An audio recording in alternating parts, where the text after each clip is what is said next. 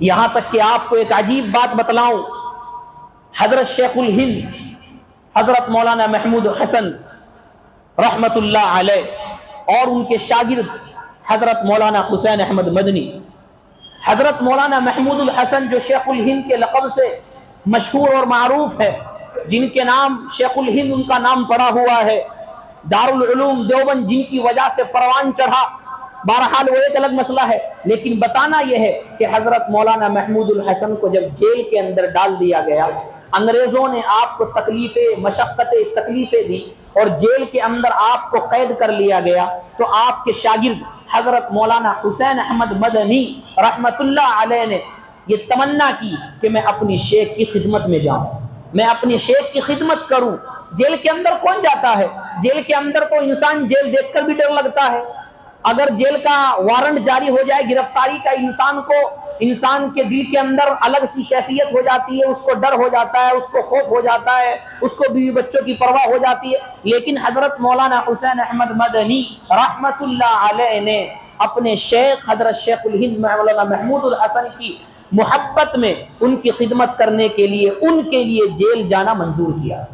چنانچہ کتابوں کے اندر لکھا ہے مولانا محمود الحسن بھی جیل میں، مولانا حسین احمد مدنی ان کی خدمت کرنے کے لیے وہاں گئے، اسی درمیان رمضان کا مہینہ آ گیا، چنانچہ گفتگو ہو رہی تھی تو حضرت شیخ الہند نے کہا کہ یہ پہلا رمضان جائے گا کہ اس مرتبہ ہم تراویح میں قرآن نہیں سن سکیں گے، کیونکہ حضرت شیخ الہند بھی حافظ نہیں تھے اور مولانا حسین احمد مدنی بھی حافظ نہیں تھے۔ حضرت شیخ الہند نے بڑی حسرت اور افسوس سے کہا کہ جیل کے اندر مجھے رمضان کی برکتوں سے میں محروم ہو جاؤں گا، کہ زندگی کے اندر آج تک میں نے تراویح نہیں چھوڑی، زندگی کے اندر آج تک میں نے قرآن نہیں چھوڑا، میں نے آج تک قرآن کو سنا ہے، تراویح کے اندر سنا ہے اور ویسے پڑھا بھی ہے، لیکن یہ پہلا رمضان شاید ایسا گزرے گا کہ اس میں تراویح نہیں سن سکوں گا، کیونکہ خود بھی حافظ نہیں تھے اور مولانا حسین احمد مدنی بھی حافظ نہیں تھے۔ لیکن آپ کو جو بات مجھے بتانی ہے، حضرت مولانا حسین احمد مدنی رحمت اللہ علیہ نے جب اپنے شیخ کی حسرت کو دیکھا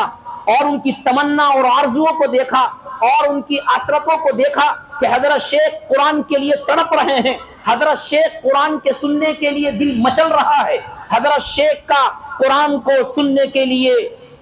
دل بے چین ہے، دل بے اطمینان ہو رہا ہے، کتابوں کے اندر لکھا ہے مولانا حسین احمد مدنی رحمت اللہ علیہ حافظ نہیں تھے، لیکن رمضان جیسے ہی شروع ہوا صبح سے لے کے شام تک روز آنا ایک پارہ حفظ کرتے تھے اور رات کو عشاء کی نماز کے بعد تراویح کے اندر سناتے تھے۔